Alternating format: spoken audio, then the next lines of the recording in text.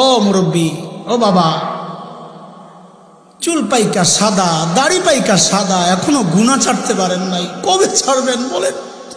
কবে? এখন আপনি টেলিভিশনের সামনে বসে থাকেন, এখনো সিনেমা দেখেন, আপনি এখনো খেলা দেখেন, এখনো গুনাহ করেন, তো কবে ছাড়বেন আপনি? মালিক চূড়ান্ত ভাবে আমাকে আপনাকে সতর্ক করতেছেন, দাড়ি পাকায়া দিয়া, চুল সাদা করে দিয়া আপনি ফেরত আসবেন কবে বলেন? আর কত? আর কত? ও বাবা বলেন না, আর কত? আর কত বাইরে করবেন? মালিক ডাকে ডাকে ডাকে, আয় না আয়। প্রতিদিন রাতে, শেষ রাতে মালিক চলে আসেন দুনিয়ার আকাশের কাছে, এসে এসে ডাকতে থাকেন, ও আমার বান্দা তুই কই কই, কে গুনাহ করছস, কে গুনাহ করছস? কি মালিক, কি মালিক! দুনিয়ার মানুষ অপরাধীকে খুঁজে শাস্তি দেওয়ার জন্যে, আমি এমন এক মালিক পাইছি যে মালিক অপরাধীকে খুঁজে মাফ করার জন্যে।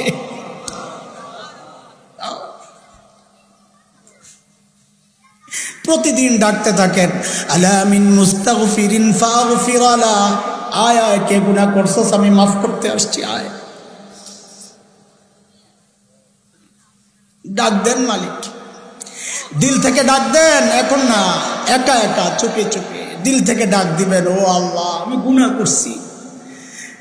সাইয়্যিদুল ইস্তিগফার আছে একটা, ইস্তিগফারের মধ্যে সবচাইতে দামি ইস্তিগফার নেতা, ওইটার শব্দগুলো একটু খেয়াল করে করে মালিকরে বলবেন, কথা বলেন মালিকের সাথে একা একা।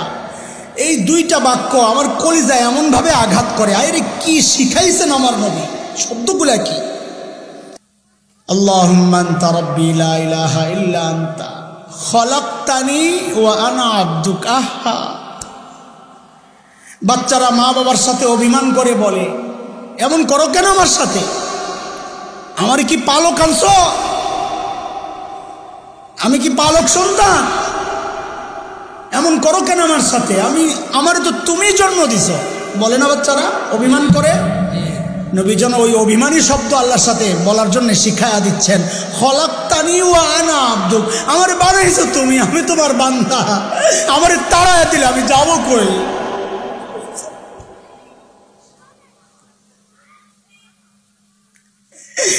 কই যাব? তুমি ছাড়া মাফ করবে কে বলো? কার কাছে যাওয়া ভিক্ষার হাত পাতবো বলো? কি দোয়া শিখাইয়া দিচ্ছেন নবী ভাই, কি দোয়া শিখাইয়া দিচ্ছেন। ওইভাবে মালিককে বলেন না একা একা, তুমি আমার রব, আনতা রব্বি, আনতা রব্বি, আর কেউ না। পাপ করছি তো তোমারই করছি, নাফরমানি করছি তো তোমারই করছি, আর কারো করি নাই। বানাইছো তুমি, এখন আমি যাব কই? করে ফেলছি, এখন যাব কই বলো? কি সুন্দর কথা।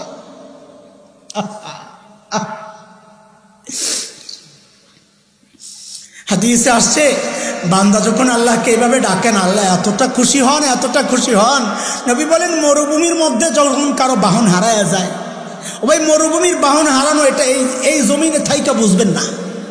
শত শত মাইল বাড়ি ঘর নাই, পানি নাই, বৃক্ষলতাহীন জনশূন্য বালুকাময় জায়গা, হঠাৎ বাহনটা হারায় গেছে, যে বাহন ছাড়া তার চলার কোনো ব্যবস্থা নাই, আবার খাওয়া এবং পানি দুইটাই বাহনের মধ্যে, সব শেষ। বলেন এই মানুষটার পেরেশানি কোন লেভেলে হতে পারে? নবী বলেন, ওই মানুষটা যদি হঠাৎ তার বাহন, তার খাবার, তার পানিটা ফেরত পায়, সে যেমন খুশি হয়, বান্দা গুনাহ করার পর যখন আল্লাহর কাছে ফেরত আইসে আল্লাহরে ডাক দেয়, আল্লাহ ওই বান্দার উপর ওই রকম খুশি হয়। চিন্তা করছে কয়বার? বলে এইরকম কয়বার আল্লাহকে বলবো? বারবার ভুল করে করে বারবার বললেই কি আল্লাহ ছেড়ে দিবেন? আমি তো কতবার এরকম বলছি আল্লাহর কাছে। তো আল্লাহ বলেন, তুই কি আমারে দুনিয়ার মানুষের মতো মনে করছস? হ্যাঁ, তুই কত গুনাহ করছস আগে ওইটা বল। হাদিস এইভাবেই শিখাইছে, তোমার গুনার পরিমাণ কত বলো? বলে অনেক। আরে অনেক কত? তো আল্লাহ তাআলা একবারে নবী আলাইহিস সালামকে জানায়া দিয়েছেন, হাবিব আমার, আমি গফফার, আমি গফফার। আপনার উম্মতকে জানায়া দেন, আমার বান্দাদেরকে জানায়া দেন, একজন বান্দার গুনাহ কয়জন? একজন বান্দার গুনার পরিমাণ যদি গোটা দুনিয়াটা ভরে যায়, গোটা দুনিয়া ভরছে, বইরা উপরের দিকে স্তব দিতে থাকে, স্তব দিতে দিতে, আরে আসমান কত দূরে, হাজার কোটি মাইল দূরে নক্ষত্র আবিষ্কার করা গেছে, কিন্তু আসমান যে কত দূরে এখন পর্যন্ত বিজ্ঞানীরা চিন্তাও করতে পারে না। আল্লাহর নবী বলেন, আল্লাহ তাআলার কথা নবী আমাদেরকে শোনাইতেছেন, আল্লাহ বলেন আমার বান্দার গুনার পরিমাণ যদি গোটা দুনিয়া ভরতে ভরতে ভরতে ভরতে যায়, আসমানের সাথে লাগে, আর বান্দা যদি আমার কাছে মাফ চায়, আল্লাহ বলেন লা উবালি, আমার কোনো পরোয়া নাই, আমি তার সব গুনাহ মাফ করে দেব।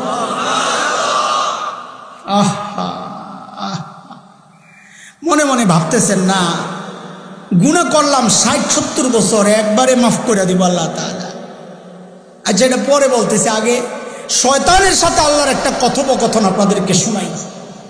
আজীব কথা, কোরআনে শব্দ একরকম, হাদিসে ব্যাখ্যায় ঢংটা আরেক রকম ভাবে আমাদেরকে শোনাইছে। কোরআনে সূরা আরাফ আয়াত ১৬, বিভিন্ন সূরায় আসছে এই শয়তান আল্লাহকে হুমকি দিয়েছে। قال فبما أغويتني لأقعدن لهم صراطك المستقيم। সহজ অর্থ, আল্লাহ আমি আপনার বান্দাদেরকে গোমরাহ করতেই থাকবো, করতেই থাকবো, করতেই থাকবো, করতেই থাকবো। তো হাদিসে আল্লাহর জবাবের ঢংটা এভাবে শোনানো হয়েছে। আল্লাহ শয়তানকে জিজ্ঞেস করতেছেন, আয় শয়তান, কি বললি, তুই কি বললি?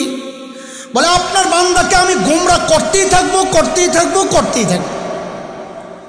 তা আল্লাহ জিজ্ঞেস করতেছেন, তোর কথা কি শেষ না আরো কিছু বলবি? তোর কথা কি শেষ? তো শয়তান বলে, হ্যাঁ আমার কথা শেষ। তা আল্লাহ বলেন, এই শয়তান, তোর কথা যদি শেষ হয় তো এইবার আমারটা শোন। তোর কথা তো শেষ, তুই আমার বান্দারে গোমরাহ করতেই থাকবি, করতেই থাকবি, করতেই থাকবি, তাই না? তো এবার আমারটা শোন। বলেন, ওই শোন, আমিও আমার বান্দারে মাফ করতেই থাকবো, করতেই থাকবো, করতেই থাকবো। আল্লাহু আকবার, আল্লাহু আকবার। এইবার আসেন যে কত মাফ করবে, এত মাফ করবে। ৬০ বছর গুনাহ করছি, এই মজলিস থেকে এই সমস্ত গুনাহ মাফ করায়া যাওয়া সম্ভব। একবার খালি মালিকরে দিল থেকে ডাক দিবেন, মালিক ভুল করছি, মালিক ভুল করছি। আল্লাহর ওয়াদা, নবীর ওয়াদা, আল্লাহ সব সাফ করে দিবেন ইনশাআল্লাহ। কিভাবে সম্ভব? তো কিভাবে সম্ভব একটু বুঝেন, একটু বুঝেন আপনারা। একটা উদাহরণ দিই, শুনেন। কম্পিউটার চালায় না বাচ্চারা, বুড়ারা তো বুঝবে না। তা আমি বললে জুয়ান যারা জানো তারা জোরে চিল্লে বলবো, হ্যাঁ ঠিক আছে কথা, তাহলে বুড়ারা বিশ্বাস করবে। এক লোক এক কোম্পানিতে চাকরি করে, তার পেশা হইল খালি নাম টাইপ করা, নাম লেখা। তো এক বছরে সে ১,০০০ কোটি নাম লেখছে, কথার কথা। কত বলেন? কয়দিনে? ১ বছরে। ৫০ বছর সে চাকরি করছে, তাইলে কত হাজার কোটি নাম লেখছে?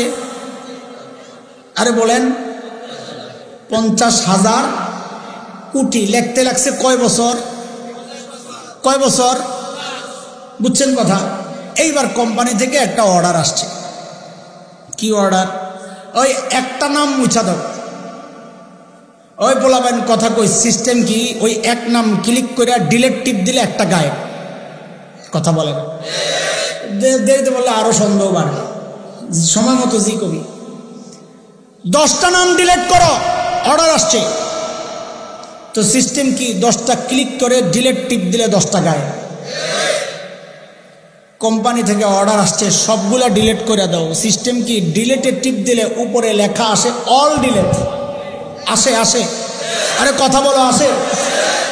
মানে কি? অল ডিলেটে ওকে দিয়া টিপ দিয়া ওকে টিপ দিলে কয়টা গায়েব হয়? সব না দুই একটা থাকে? লিখতে লাগছে কয় বছর? কয় বছর? মুছতে লাগছে কয় টিপ? এক টিপে মুছে গেছে 50 বছরের আমল। আল্লাহু আকবার।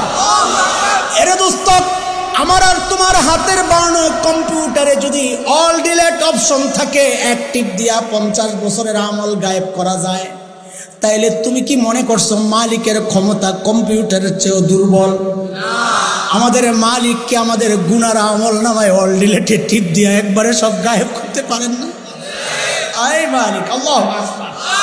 শুধু মালিককে বলতে হবে, মালিক আমি একটা গুনাহ রাখতে চাই না, একটা গুনাহ রাখতে চাই না, তুমি একটু আমার আমল নামায় অল ডিলেটে টিপ দিয়ে আমার গুনাহটি মাফ করে দাও। মালিক বলেন আমি তো ওই অপেক্ষায় বসে আছি, তুই কখন বলবি মালিক মাফ চাই? মালিক বলেন আমি সাথে সাথে মাফ করে দিব। শুধু মাফ না, মালিকের পক্ষ থেকে আবার বোনাসও আছে। কি আছে? কি আছে? আচ্ছা বলেন তো, কম্পিউটারে 50,000 কোটি নাম লেখছে, টিপ দেওয়ার পর কম্পিউটারটা তো একটু মুচ্ছা টুচ্ছা রিফ্রেশ কইরা আবার স্টার্ট দিছে, তাইলে কি অটোমেটিক অন্য আরো 50,000 কোটি নাম ঢুকে যাবে? অটোমেটিক ঢুকার কোনো ব্যবস্থা আছে? আল্লাহ কয় আমার হিসাবে এরকম না, আমার হিসাবে এমন না। বলে আপনার হিসাব কি? তো আল্লাহ তাআলা সূরা ফুরকানের মধ্যে আল্লাহর হিসাব জানায় দিয়েছেন, আমি আর কম্পিউটার কি এক মনে করছিস তুই? না না না। তো মালিক বলেন ইল্লা মান তাবা ওয়া আমানা ওয়া আমিলা আমালান সালিহা ফাউলাইক ইউবাদদিলুল্লাহু সাইয়্যাতিহিম হাসানাত ওয়া কানা আল্লাহু গফুরুর রহিমা। আল্লাহ বলেন এই শোন, আমার এক গুণ আমি গফুর, আমার গফুর গুণের দ্বারা আমি তোর সব গুনাহ তো মাফ করি, কিন্তু আমার আরেক গুণ আছে, আমি রহিম। রহিম মানে আমি বোনাস দেই, বোনাস। আল্লাহ কি বোনাস? তা আল্লাহ বলেন এরে আমার বান্দা, গুনাহ করার পর তুই যদি পাক্কা দিলে তওবা করস, ইমান ঠিক রেখা আমল ঠিক রেখা, তো আমি ওই গুনাহগুলো তো সরাই, কিন্তু মনে রাখ গফুর দিয়া সরাইছি, রহিম রয়ে গেছে। কয় রহিমের কাজ কি? কয় বোনাস। কয় কি বোনাস? তো আল্লাহ বলেন যেই কয়টা গুনাহ তুই করছিলি ওই কয়টা গুনাহ সরায়া ঠিক ওই কয়টা নেকি আমি তোর আমল নামায় ঢুকায়া দিই। আল্লাহু আকবার। খুশি না? এত বড় নিয়ামত পাইয়া খুশি না? এই যুবক শোন বেটা, কি সুবর্ণ সুযোগ পাইয়া গেছস। আমি খুব সহজে বলি, আল্লাহর এই আয়াতের তর্জমা ওলামায়ে কেরাম একটু হাসবে এই তর্জমা শুনলে, যে কি তর্জমা করলো, পাবলিককে বোঝানোর জন্য এটাই আমার কথা। সহজ তর্জমা এই আয়াতের, অপরাধী যত বড়, বলেন আমার সাথে, অফার তত বড়। বলেন তো আবার, অপরাধী যত বড়। বলে কি বললেন? এই আয়াতের তর্জমা করছে। কেমনে কি শোনেন। এই যে আমাদের ইমাম সাহেব হুজুর, কথার কথা, এটা বাস্তব না, বুঝানোর জন্য বলতেছি। সারা জীবন গুনাহ করছে 100। কত? হঠাৎ কোনো বুজুর্গের সোহবতে যায়া দিল পাল্টায় গেছে, তুলপার শুরু হয়ে গেছে, তওবা করে কান্নাকাটি করে পাক্কা দিলে তওবা করছে, আর গুনাহ করবে না। বলেন আমল নামায় গুনাহ এখন আছে কয়টা? আরে 100 তো আগে ছিল, তওবার পরে আছে কয়টা? গুনাহ একটাও আছে? একটাও আছে নাই, সাফা। কিন্তু বোনাস নেকি পাইব কত? কাজে আমল নামায় নেকি ঢুকছে কত?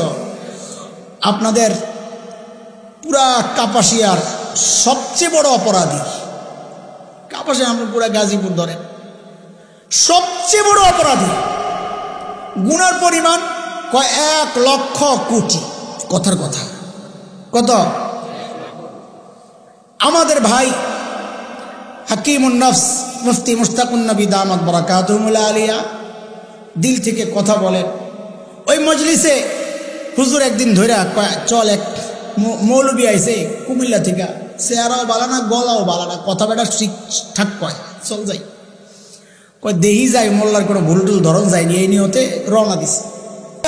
ওই ভাঙ্গা গলার কথাগুলা শুই নাই, দিলে লাগছে, কারণ কথা যখন দিল থেকে বের হয় ওটা দিলে যায় আঘাত করে, কথা যখন গলার নাচানাচির থেকে বের হয় তো কান দিয়া ঢুকে, কান দিয়া বের হয়। আল্লাহর বান্দা যায়া হজরতের বয়ান শুই না, দিলের মধ্যে তোলপাড় শুরু হয়ে গেছে, হায় এত গুনাহ আমি করছি, আমার কি উপায়।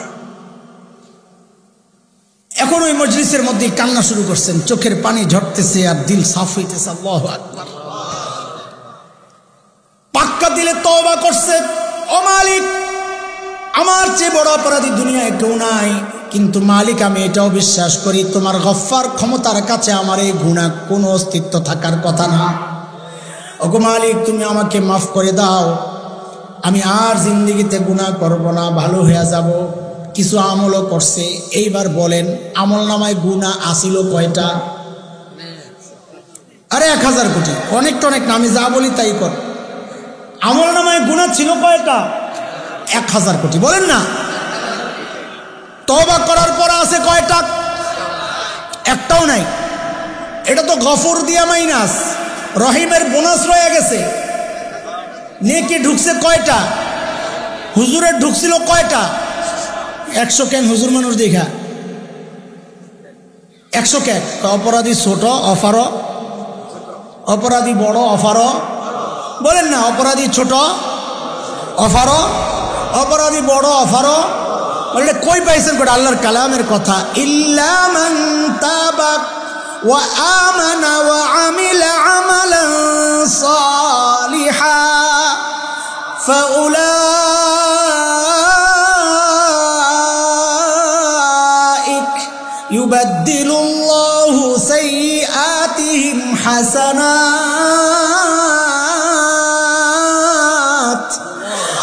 ওয়া কানা আল্লাহু গফুরার রহিমা। আল্লাহু আকবার। তুমি যত বড় অপরাধী হও না কেন দোস্ত, হিম্মত হারায়ও না, তোমার জন্য অফারও। কিন্তু অপরাধী যত বড় অফার। ও বুড়া বাবা, এখন ভাবতেছেন 60 বছর গুনাহ করছি, কেমনে মাফ হইব? অল ডিলেট অপশন আছে কি নাই? কাজে কোনো ভয় নাই ইনশাআল্লাহ। কাজে কোনো, খালি মালিককে ডাক দিয়া বলেন, মালিক আমার আমল নামার অল ডিলেটে একটা টিপ দিয়া দাও না। মালিককে আমি তো এই অপেক্ষায় আছি, আমি এই অপেক্ষায় আছি। আল্লাহু আকবার। করবো ইনশাআল্লাহ। আল্লাহ তাআলা বলেন ওয়াল আসর, আসরের কসমের বান্দা তোমার হায়াত বড় দামি, আমি এটাকে মূল্যবান বানিয়েছি, তুমি এটার মূল্য দিও, নাইলে হায়াত কিন্তু বরফের মতো গলতে গলতে শেষ হয়ে যাবে। মূলধন, আখিরাতের মূলধন, থাকতে থাকতে মূল্য দাও। যদি মূল্য না দাও, শুনে রাখো ইন্নাল ইনসানা লাফি খুসর, মূল্য না দিলে নিশ্চয়ই নিশ্চয়ই যে মানুষ তার হায়াতের মূল্য দিবে না, ওই মানুষ নিশ্চয়ই নিশ্চয়ই ক্ষতির মধ্যে পড়ে যাবে। ঠিক না কর? নাউজুবিল্লাহ। আমরা পড়তে চাই, পড়তে চান? বাঁচার উপায় কি? মালিক মিশন দিয়ে দিছেন। বাঁচতে হলে জানতে হবে ইল্লাল্লাযীনা আমানু, ইমান ঠিক করো, ওয়া আমিলুস সালিহাত, আমল ঠিক করো। ইমান ঠিক করো, আমল ঠিক করো। কয়টা হইল বলেন? আবার বলেন, ইমান ঠিক করো, আমল ঠিক করো। কয়টা? তুমি নিজে নিজে বাইচা যাবা, তুমি তাহাজ্জুদে যাও, তুমি জামাতে যাও, তুমি তাবলীগে যাও, তুমি দ্বীনি কাজে যাও, ওয়াজ মাহফিলে যাও, অথচ তোমার বউ মার্কেটে মার্কেটে ঘুরে, সন্তান নাফরমানি করে, বলে করে কি করব কি করব, ডাক তো দাও নাই, তারও যায় বুঝাও। আল্লাহ বলেন যদি বাঁচতে চাও একা বাঁচলে হবে না। ওয়া তাওয়াসাউ বিল হাক্কি ওয়া তাওয়াসাউ বিস সবর। এটা একটু বুঝেন। শেষ কথা, কষ্ট হইতেছে বেশি। বাজে কয়টা? বসাইছেন কয়টা?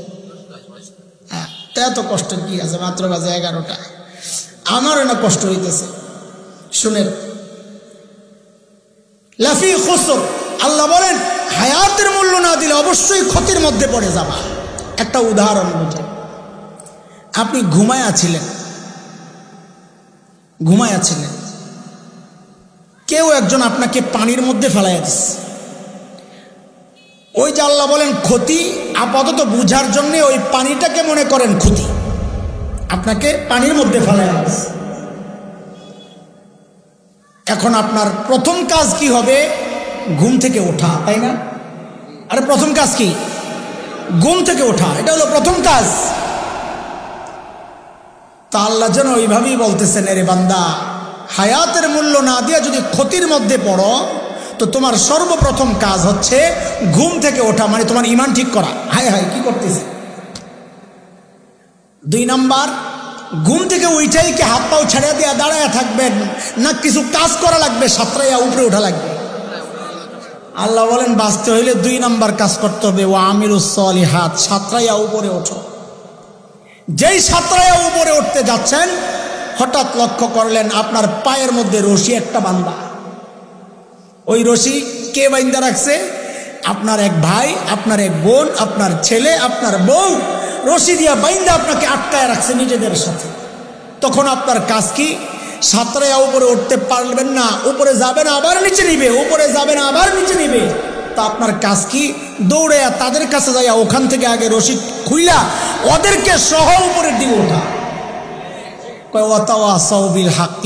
একা বাঁচতে চাইলে পারবা না, কারণ রশি তো বান্দা আপনজনকে নিয়ে বাঁচতে হবে। কষ্ট তো হবে আপনজনকে নিয়ে বাঁচতে গেলে। আল্লাহ কয় কষ্ট হবে, আমিও জানি। সবর 4 নম্বর কাজ হচ্ছে ওই কষ্ট তোমাকে ধৈর্যের সাথে মোকাবেলা করতে হবে। এই 4 কাজ যদি করো তো ওই পানির মধ্যে বিপদে পড়লেও তুমি রক্ষা পাওয়া যাবা।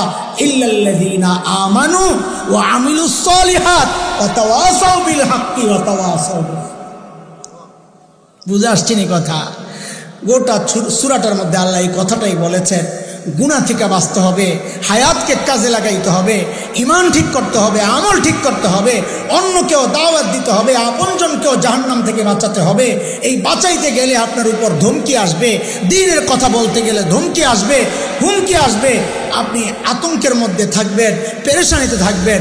আল্লাহ বলেন সবরও করো, অবাশশিরিস সাবিরিন। যদি এই লাইনে আগাইতে পারো, শুনে রাখো তোমার জন্য আমি জান্নাত রেডি করে রাখছি। চাই তো জান্নাত, চাই জান্নাত ইনশাআল্লাহ, আরে চাই জান্নাত ইনশাআল্লাহ।